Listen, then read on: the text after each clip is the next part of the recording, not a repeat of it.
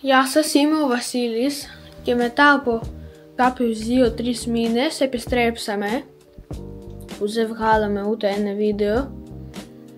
Στο σημερινό μας βίντεο θα είναι για το cockpit, δηλαδή για όλα αυτά που έχουμε εδώ σε αυτό το συγκεκριμένο χώρο.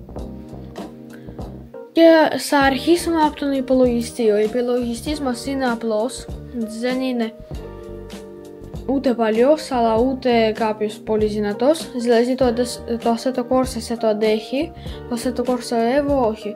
Όπως βλέπετε έχουμε ένα εδώ σημείο στο σαλόνι μας, δεν έχουμε όπως κάποιοι που είναι τυχεροί επίσης που έχουν ολόκληρο δωμάτιο γι' αυτό το λόγο και μπορούν να βάλουν 3 οθόνες και τα λοιπά. Εμείς έχουμε αυτά και θα ξεκινήσουμε όπως είπα από τον υπολογιστή. Ο υπολογιστής μας αυτός είναι με κάρτα γραφικών RTX, τώρα το μοντέλο δεν το θυμάμαι, κάτι Nitro Plus.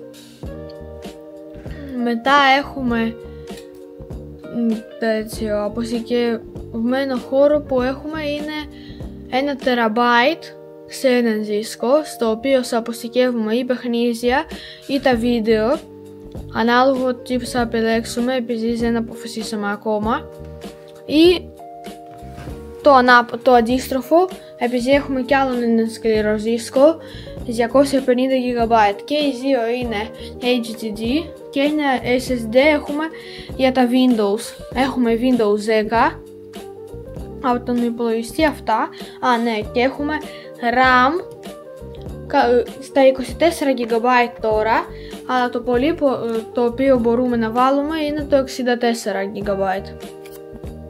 Τελειώσαμε με τον υπολογιστή.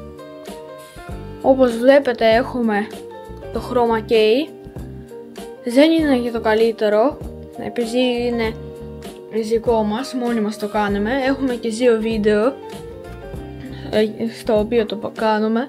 Εκεί είναι το ένα, αυτό είναι το δεύτερο, το άλλο το πετάξαμε επειδή σχίστηκε και βρήκαμε καλύτερους τρόπους. Το chroma key χρειάζεται για να φαίνεται η εικόνα και να παίρνει λιγότερο χώρο, πώς να το πω, να φαίνομαι μόνο εγώ και όχι το υπόλοιπο. Όπως για παράδειγμα σε κάποια από τα βίντεο μας, μπορείτε να το προσέξετε.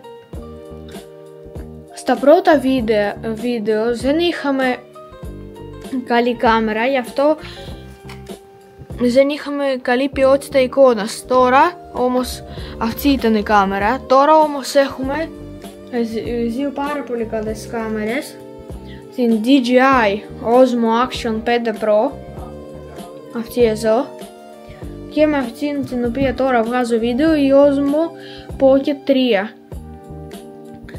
Αυτή εδώ κόστιζε στα 400 ευρώ όταν την παίρναμε. Ο Osmo Action, η Osmo Pocket θα έλεγα, κοστίζει κάπου στα 750 ευρώ το Creator Combo που έχουμε. Έχουμε και ένα μικρόφωνο,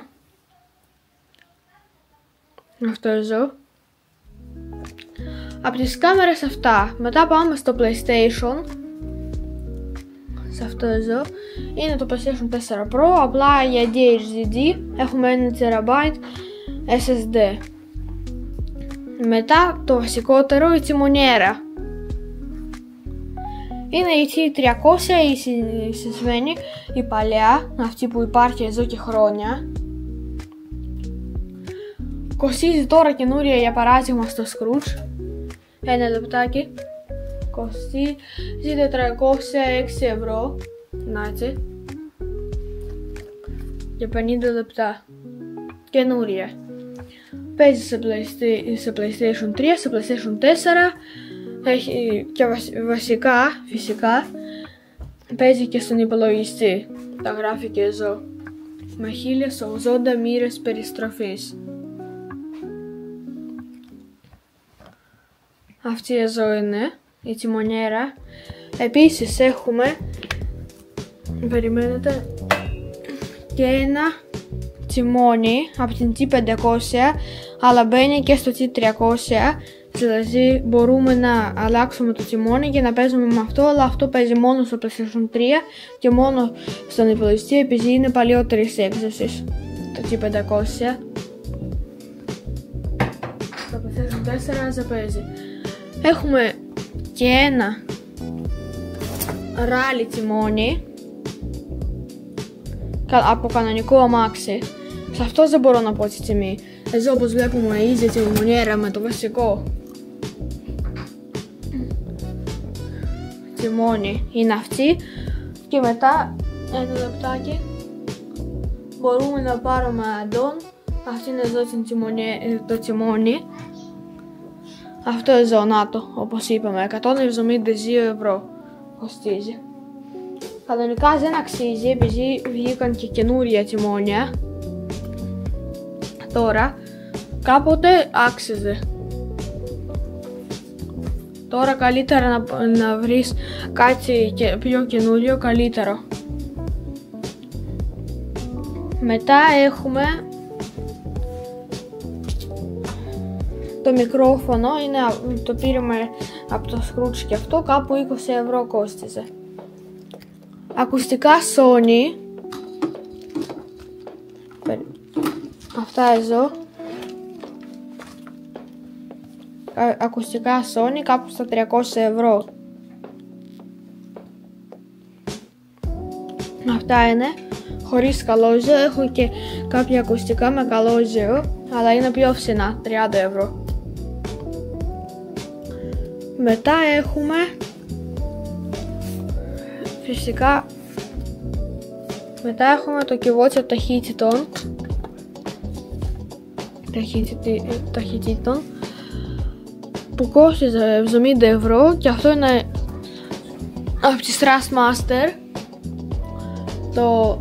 Το πήραμε καινούριο όταν δεν βγάζαμε βίντεο. Κάπου στα 70 ευρώ κοστίζει πάλι στο Scrooge.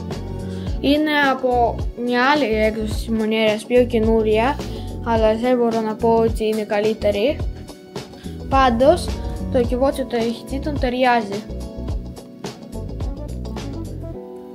Μετά με το φως. Για να βγάζουμε βίντεο χρειαζόμαστε φως. Έχουμε μια λάμπα εδώ, σε αυτό το σημείο. Μια λάμπα εδώ. Και γενικά αυτά και ανάβουμε απλά ακόμα φως. Πριν είχαμε και ένα Arduino για το κυβότιο ταχύτητων εκεί κάτω. Τώρα δεν το χρειαζόμαστε. Θα το βρούμε μια άλλη χρήση. Από εδώ αυτά. Τις τιμές τις είπα. Το PlayStation 4 Pro το πήραμε με 170 ευρώ μεταχειρισμένο, τον υπολογιστή τον πήραμε μεταχειρισμένο 150 ευρώ. Μετά για να βγάζουμε βίντεο από το PlayStation χρειαζόμαστε αυτήν εδώ την κάρτα και αυτή κάπου στα 10 ευρώ είναι. Χρειαζόμαστε και αυτήν εδώ την κάρτα για καλύτερη ρύθμιση του ήχου. Αυτή κανονικά 40 νομίζω κόστιζε, αλλά εμείς την πήραμε με έκπτωση. Μεγάλη έκπτωση. Αυτά που είπα ήταν αυτά. Αυτά έχουμε εδώ γενικά, το chroma key, τα λαμπάκια τα είπα, το κυβότιο ταχυτήτων το είπα. Το κάθισμα είναι από αλυσινό αμάξι, μπορώ να το αποδείξω. Να το. Με 40 ευρώ το πήραμε. Αυτό. Δηλαδή αυτό είναι γενικά το κοκπίτ μας. Τα ίδια, αυτά εδώ τα κάγκελα, η βάση, το stand, κόστιζε 200 ευρώ. Το πήραμε, το συναρμολογήσαμε και το βάλαμε. Μετά η τηλεόραση κόστιζε 100 ευρώ, TCL 32 dm, 100 Hz, Full HD. Δηλαδή τα 4K δεν νομίζω ότι χρειάζονται.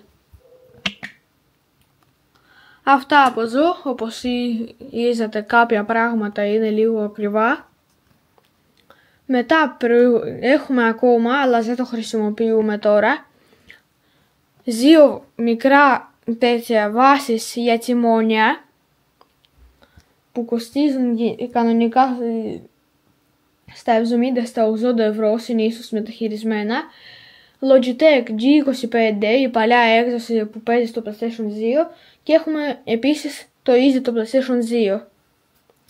Αυτό ήταν το σημερινό μας βίντεο. Μετά θα πω την ιστορία, επειδή εμείς κανονικά έχουμε μια ιστορία από το 2008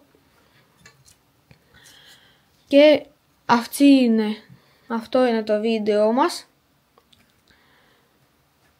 Γεια σας, θα τα πούμε στο επόμενο βίντεο με θέμα την ιστορία του cockpit μας.